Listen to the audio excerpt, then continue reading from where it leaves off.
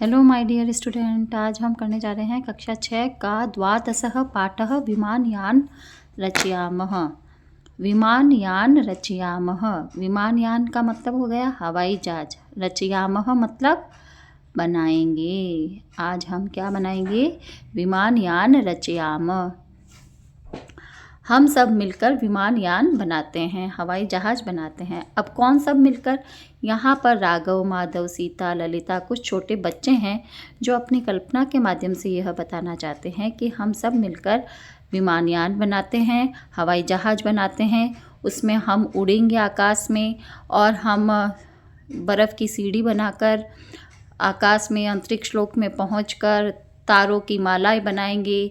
तो इस प्रकार छोटे बच्चे कल्पना करते हैं और वहाँ से हम कई तरीके की खुशियाँ लाएंगे और जो दुखी दीनहीन जो लोग हैं उनके जीवन में खुशियाँ भरेंगे। तो इस प्रकार छोटे बच्चों की ये जो कल्पना है वो इस चैप्टर में बताई गई है। विमानयान रचयामः एक गीत है, संस्कृत गीत है। इसके माध्यम से बच्चों की कल्पना को बताया गया है। चलो यहाँ पर हम करना शुरू करते हैं। राघव, माधव, सीते, ललिते विमानयानम रचयामः।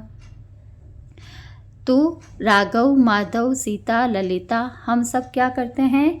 विमानयान बनाते हैं। नीले गगने विपुले विमले वायु विहारम करवामः।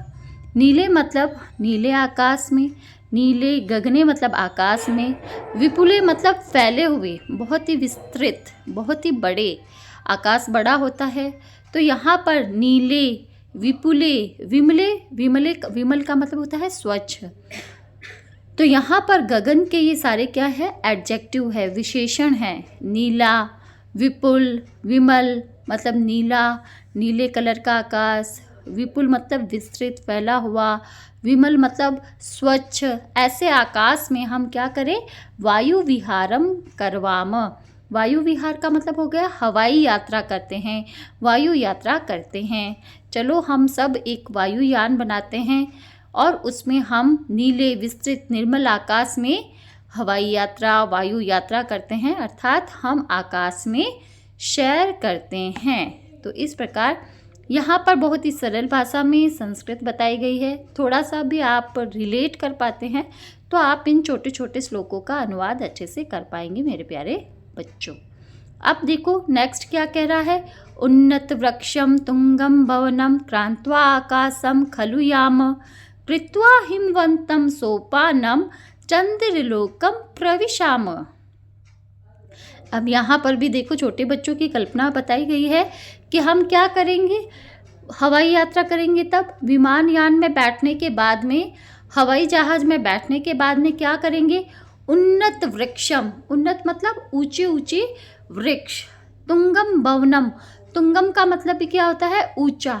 भवनम मतलब भवन, मकान, कोई भी तरीके की बिल्डिंग, मतलब ऊंचे ऊंचे वृक्षों को, ऊंचे ऊंचे भवनों को क्रांत्वा पार करके, किस में बैठकर?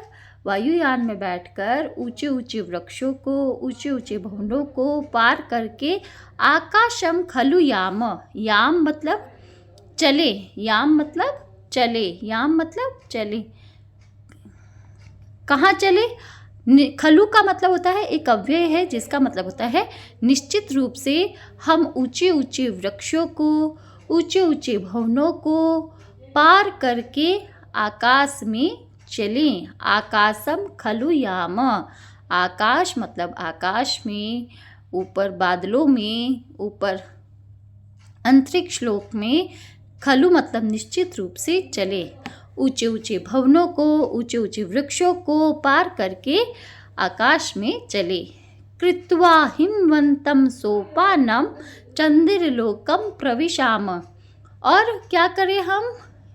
हिमवंतम सोपानम, हिमवंतम मतलब बर्फ की, सोपानम मतलब सीढ़ी को, हिमवंतम मतलब बर्फ की, सोपानम मतलब सीढ़ी को बनाकर चंद्रलोकम प्रविशाम, चंद्रलोक में प्रवेश करें। बर्फ की सीढ़ी बनाकर उस सीढ़ी पर चढ़कर हम क्या करें? चंद्रलोक में प्रवेश करें।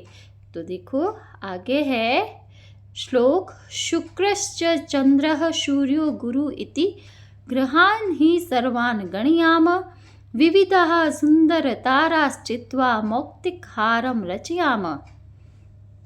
देखो यहाँ पर भी बच्चे कल्पना करते हुए कह रहे हैं कि ये जो हमारे सौर मंडल में हमारे सोलर प्लैनेट में जितने भी प्लैनेट हैं उनके बारे में बताया गया है कि शुक्र चंद्र सूर्य गुरु इति।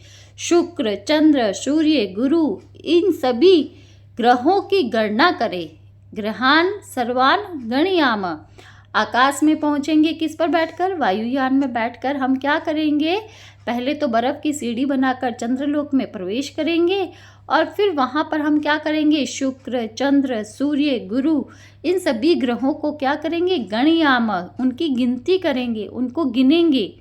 विविधः सुंदरताराश्चित्वा मौक्तिकहारं रचयाम। विविधः मतलब विभिन्न प्रकार के, अनेक प्रकार के, सुंदर ताराः चित्वा, सुंदर सुंदर तारों को चुन करके, सुंदर तारा चित्वा, सुंदर सुंदर तारों को चुन करके मौक्तिकहारं रचयाम। उन तारों की क्या बनाएंगे? मोतियों का हार। रचयाम मतलब बनाएं। तो अनेक प्रकार की सुंदर तारों को चुनकर हम क्या बनाएंगे? मोतियों का हार बनाएंगे। तो शुक्र चंद्र गुरु सूर्य इन सभी ग्रहों को हम गिनेंगे और सुंदर सुंदर अनेक प्रकार के तारों को चुनकर मोतियों का हार बनाएंगे।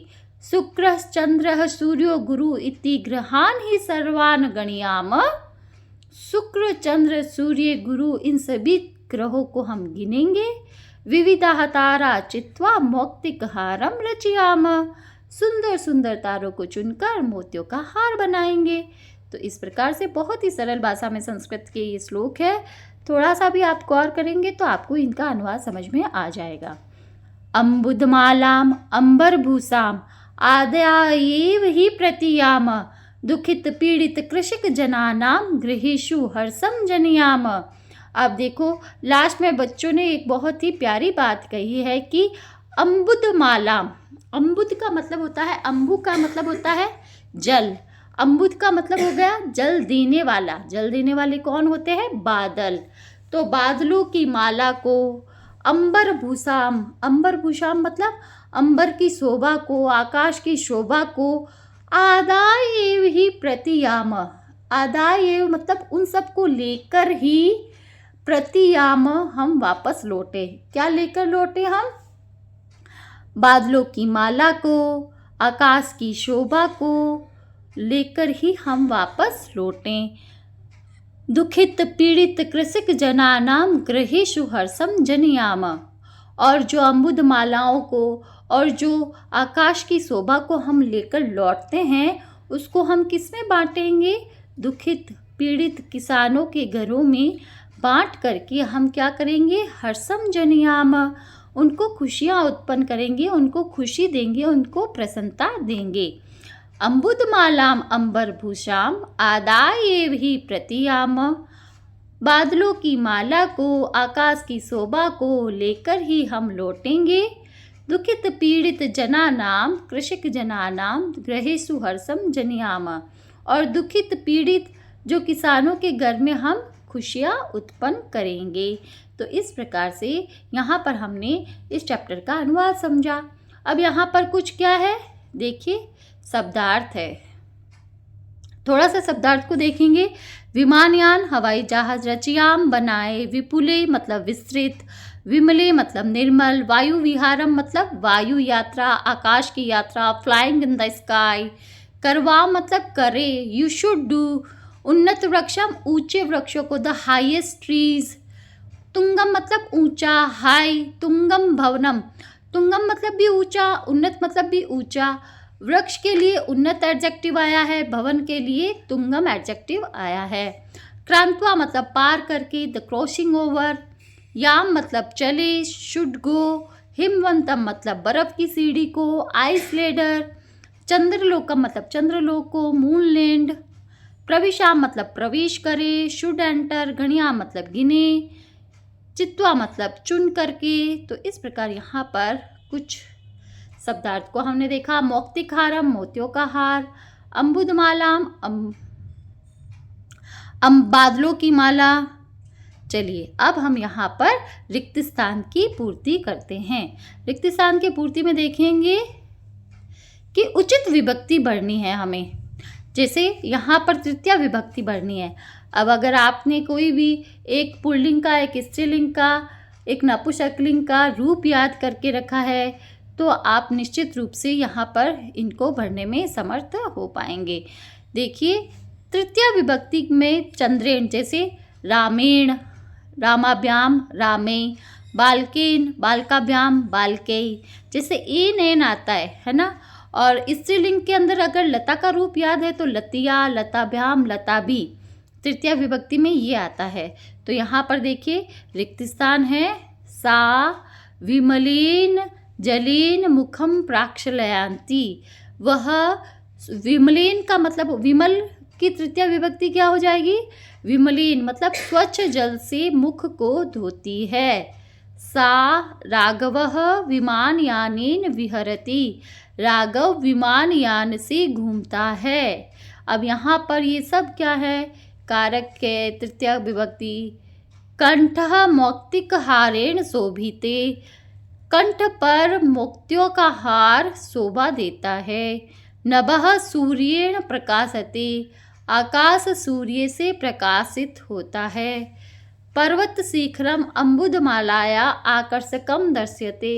पर्वत शिखर पर बादलों की माला आकर्षक दिखाई देती है। अब देखिए माला शब्द क्या है?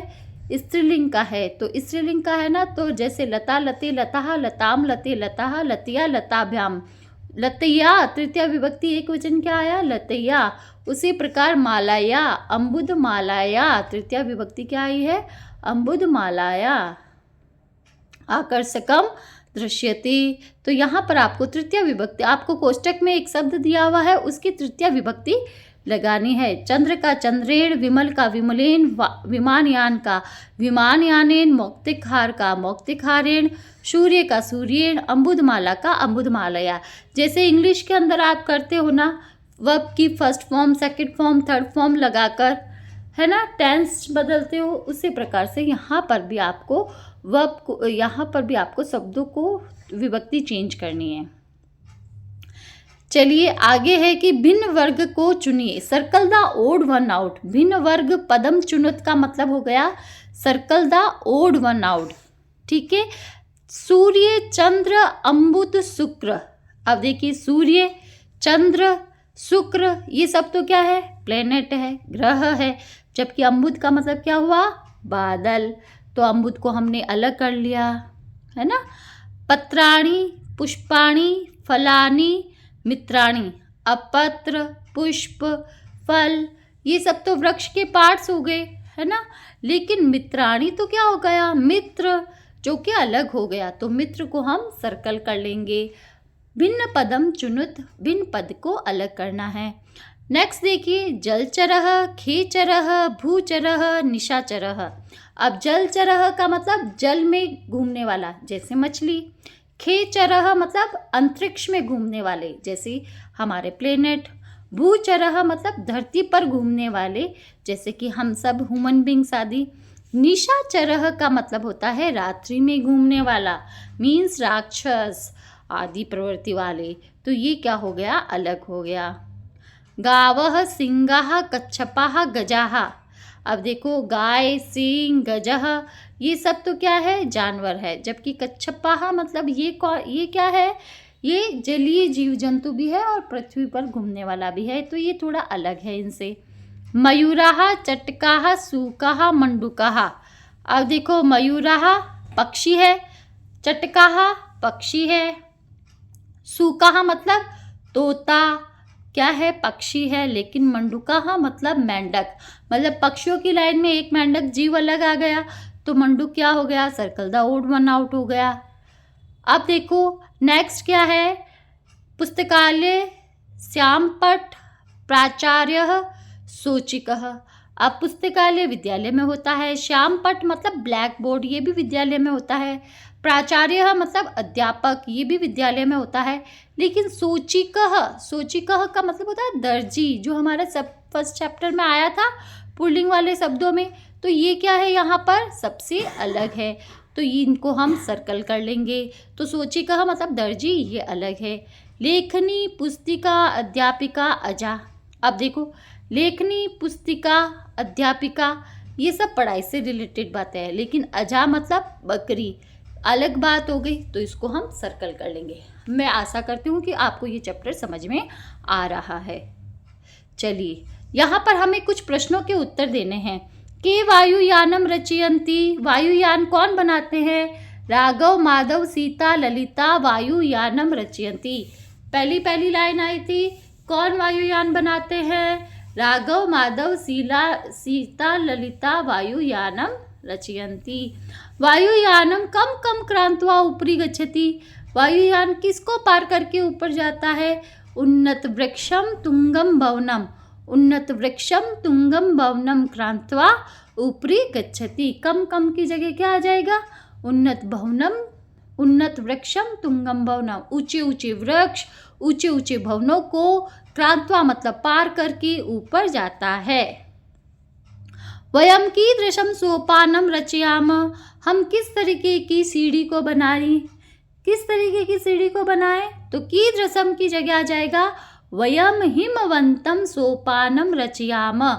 वयम कीदृशम सोपानम रचयाम, वयम हिमवंतम सोपानम रचयाम।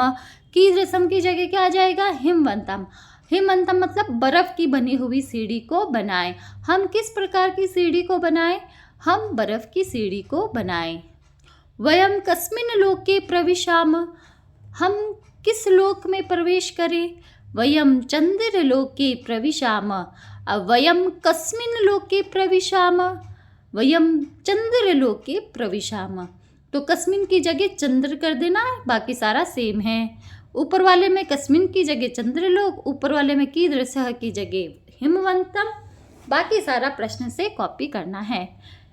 आकाशे काह चित्वा मौक्तिकहारम रचयाम, आकाश में क्या चुनकर हम मौक्तिकहार बनाएंगे? तारों को चुनकर। आकाशे विविधा सुंदर तारा, काह की जगह आ जाएगा विविधा मतलब विभिन्न प्रकार के, सुंदर तारा, सुंदर तारों को चुन करके। अब तारा के यहाँ पर दो एडजेक्टिव आए, दो विशेषण आए हैं।